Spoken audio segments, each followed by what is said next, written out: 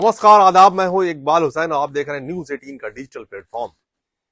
आज हम बात करेंगे नेशनल कॉन्फ्रेंस की, जिनकी 2 दिन से CWC मीटिंग चल रही है, यानी कि उनके पार्लियामेंट्री और पार्लियामेंट्री मेंबर और जो MLAs हैं उनके साथ उमर अब्दुल्ला और फारूक अब्दुल्ला के साथ उनकी मीटिंग कल भी थी और आज भी थी। आज उस मीटिंग का एंड हो गया, यानी मीटिंग खत्म हो गई।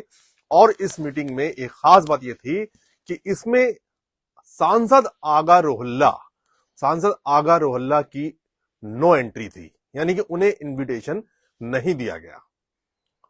क्यों नहीं दिया गया, इसकी कई वजह हो सकती हैं। पिछले काफी दिनों से आगा रोहल्ला और उमर अब्दुल्ला के बीच, उमर या नेशनल कॉन्फ्रेंस के टॉप लीडर्स के बीच एक बहुत उनके बीच जो है कहीं ना कहीं जो है नाराजगी थी। उन्होंने बड़गाम बाईपोल में चुनाव नहीं करने का फैसला लिया था और चुनाव नहीं किया था, जिसका असर भी देखने को मिला कि उमर अब्दुल्ला की पार्टी की जो उनका वहां से बाईपोल के लिए जो कैंडिडेट था वो हार गया और PDP का कैंडिडेट वहां से जीता।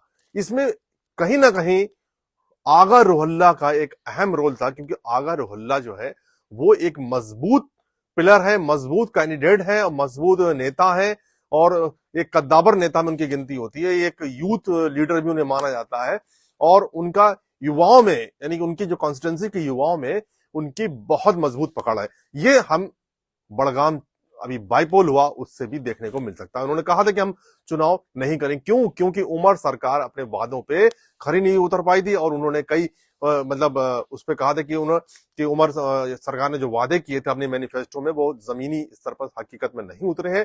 इस पर जो है हम चुनाव प्रचार के लिए नहीं जाएंगे, लोगों से वोट मांगने नहीं जाएंगे।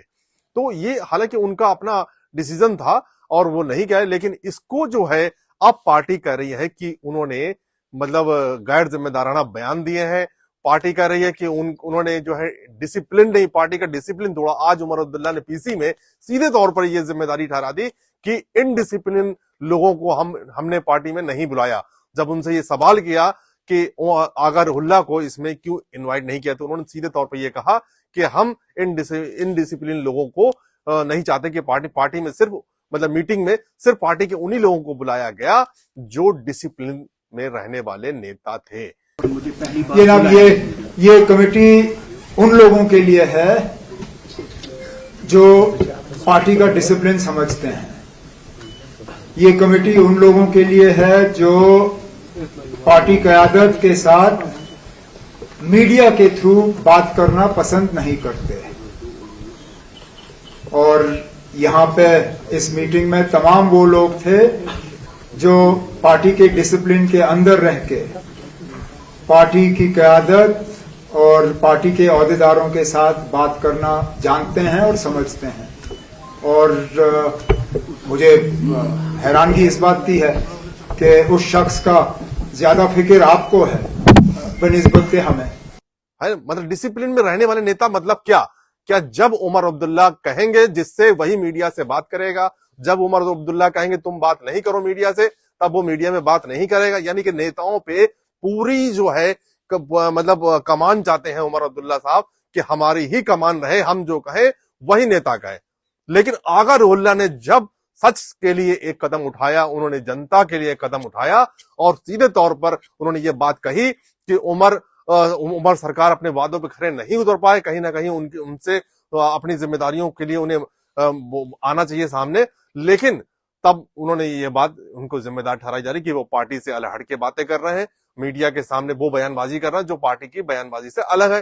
तो भाई सोचिए क्या बयान है, उमर अब्दुल्ला की जो लाइन है वो क्या है। उन्होंने आगा रोहल्ला सिर्फ नेता अपने कॉन्स्टिट्यूशन के लोगों की बात कर रहे हैं, उनके हक की बात कर रहे हैं, उन्होंने हक की बात की भी।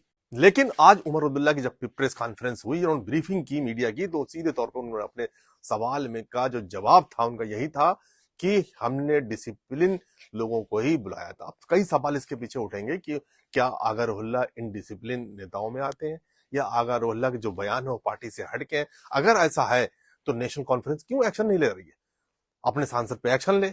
पार्टी जो है उनको निलंबित कर दे, क्यों नहीं कर रही है। खुल के भी सामने नहीं आ रही, लेकिन इस तरीके की बयानबाजी पार्टी में हो रही है। तो कहीं ना कहीं जो है वो नेशनल कॉन्फ्रेंस की जो स्ट्रेटेजी है वो समझ में नहीं आती है कि आगा रुहल्ला का स्टैंड क्या होता है और उमर अब्दुल्ला का स्टैंड क्या होता है और पार्टी का स्टैंड क्या है। पार्टी में चंद नेता ही चाहते हैं कि सरकार चलाएं, तो ये तो मुझे नहीं लगता है कि कहीं ये पार्टी जो है बहुत लंबे समय तक जो है सरकार चला पाएगी। इस तरीके की जो बयानबाजी हो रही है वो जम्मू कश्मीर की राजनीति में एक उथल पुथल पैदा कर रही है। लोगों के सही सवालों के जवाब नहीं मिल रहे हैं। अब उमर सरकार यही चाहती है कि उमर साहब यही चाह रहे हैं कि हम जो कहें वही उनके नेता कहें, वही उनके प्रवक्ता कहें। तो ये कहां तक सही है, ये थोड़ा सा देखने वाली बात होगी।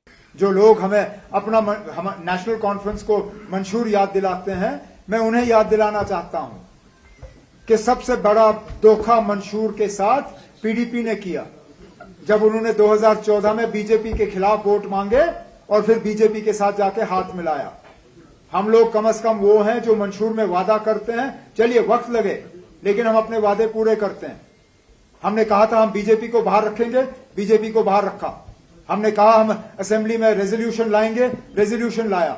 हमने कहा हम कैबिनेट में रेजोल्यूशन लाएंगे, लाया।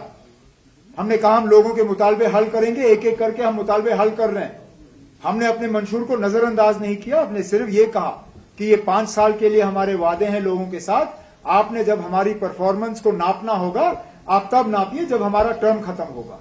जम्मू कश्मीर नेशनल कॉन्फ्रेंस की सेंट्रल वर्किंग कमेटी की 2 दिन की मीटिंग आज श्रीनगर के हेडक्वार्टर्स में इख्तिताम पजीर हुई, जिसमें 7 रेजोल्यूशंस आज लाए गए हैं, जिसमें से पहला रेजोल्यूशन है कि 370 की बहाली, साथ ही साथ में फुल रेस्टोरेशन ऑफ स्टेटहुड है। वही अगर हम तीसरे रेजोल्यूशन की बात करें तो दिल्ली ब्लास्ट जो हुआ था उसको कंडेम किया गया है। वही चौथा रेजोल्यूशन है नौगाम में जो हाल ही में पुलिस स्टेशन में ब्लास्ट हुआ था जहां पे 9 लोग शहीद हुए थे, उसको लेके कंडेम किया गया है।